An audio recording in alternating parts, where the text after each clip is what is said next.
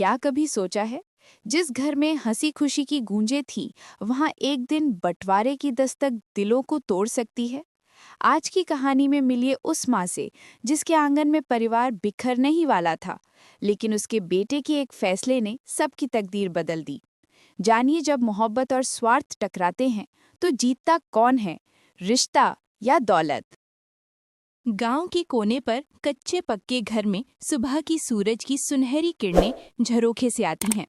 उस पुरानी हवेली में माँ, जिसका नाम गायत्री था, अपने चारों बच्चों के लिए सुबह का भोजन बना रही थी। पिता का देहांत बरसों पहले हो गया, लेकिन गायत्री ने कभी हार नहीं मानी। उनके 3 बेटे रवि, अमित, संजय और एक बेटी पूजा थे। रवि सबसे बड़ा, पढ़ाई में तेज, डॉक्टर बन गया था। अमित इंजीनियर तो बन गया, पर उसका मन हमेशा पैसों में कहाँ निवेश करना है, यही सोचता रहता। संजय सबसे छोटा, सीधा सादा, जमीन से जुड़ा हुआ और माँ के सबसे करीब। पूजा इकलौती बेटी, शहर में पढ़ाई कर रही थी।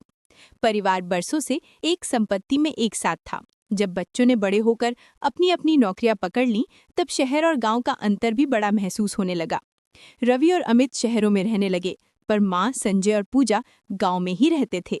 माँ ने कभी किसी में फर्क नहीं किया, लेकिन रवि और अमित को लगता माँ हमेशा संजय को प्राथमिकता देती हैं। एक दिन दोनों बेटे छुट्टियों में गांव आए। खाना खाते समय बिना माँ की आंखों में देखे रवि बोला, माँ, अब सब बड़े हो गए हैं, क्यों ना सबको उनका हिस्सा मिल जाए। अमित ने हामी भर दी। माँ गहरी सांस लेते हुए बोली, बेटा, जहाँ प्यार में बंटवारा हो जाए वहाँ घर मकान रह जाता है, परिवार नहीं। मगर बेटों ने आगे दबाव बनाया। सुबह होते ही वकील को बुला लिया गया। हल्की ठंडी हवा के झोंकों के बीच माँ के दिल में हलचल थी। पूजा ने भाइयों को समझाने की लाख कोशिश की। दीदी, अब जमाना बदल गया, हर कोई अपनी जिंदगी चाहता है। अमित ने टका सा जवाब दिया। संजय चुपचाप बैठा रहा। जब वकील आकर कागज रखता है, माँ की आंखें भर आईं। माँ ने सबको पास बिठाया और अपनी कहानी सुनाने लगी। पता है, जब तुम छोटे थे, मेरे पास 2 रोटी भी मुश्किल से होती थी। तुम्हारे पापा गए तो लगता था सब कुछ टूट जाएगा, पर मैंने तुम्हारे लिए सपने नहीं टूटने दिए। आप चाहती हूँ मेरा आंगन फिर से हंसता रहे, मेरा परिवार एक ही रहे। रवि और अमित फिर भी जिद पर अड़े रहे। पूजा आंसू बहाती रही। संजय उठकर बोला, वकील साहब, मेरा हिस्सा मेरी बहन पूजा के नाम लिख दीजिए। मुझे माँ का आशीर्वाद चाहिए बस। उसके बाद घर का माहौल जैसे बंद कमरे में जंग की बदबू। पूजा ने संजय को गले लगाया, भैया, तुम सबको जोड़े रखने की कितनी कोशिश करते हो। रवि और अमित बंटवारे के कागज पर साइन करने लगते हैं। तभी माँ फूट फूट कर रो पड़ती हैं। जब तक माँ का आशीर्वाद नहीं मिलेगा, कौन सी दौलत तुम्हें सुख दे सकेगी।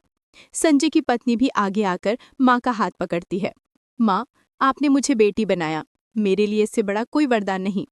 हर तरफ बस भावनाएं उमड़ने लगीं। वकील भी सीन को देखकर नम हो गया। अचानक रवि को बचपन का एक दिन याद आया, जब माँ ने उसे तेज बुखार में सारी रात गोदी में रखा था। अमित को वो दिन याद आया जब माँ ने खिलौना खरीदने के लिए अपना कड़ा गिरवी रखा था। दोनों भाई रुक गए। धीरे धीरे दोनों ने बंटवारे के कागज फाड़ दिए। रवि बोला, माँ, हमसे गलती हो गई, जो आपने जोड़ा उसे हम कैसे तोड़ सकते हैं। पूजा ने भाइयों का हाथ पकड़कर कहा, घर बट सकता है, माँ का प्यार नहीं। संजय मुस्कुराया, घर केवल ईंट पत्थर का नहीं, दुआओं और सपनों से बनता है। उस शाम पहली बार माँ ने पूरे परिवार के लिए हलवा बनाया। सबने आंगन में मिलकर खाना खाया। हंसी ठहाके और किस्सों से घर फिर जी उठा। समय बीतने के साथ घर में खुशियों की आहट लौट आई। पूजा शहर लौट गई, मगर हर महीने घर आकर माँ के साथ वक्त बिताने लगी। रवि और अमित भी अपनी अपनी पत्नियों बच्चों के साथ गांव आने लगे। संजय ने घर के आंगन में एक छोटी सी पंचायती लाइब्रेरी खोल दी, ताकि गांव के बच्चे सपने देख सकें। माँ की आंखों में संतोष के आंसू थे। संपत्ति, दौलत, नौकरी, हर चीज मिल सकती है, मगर माँ के आंगन की शांति और परिवार का अपनापन अनमोल है।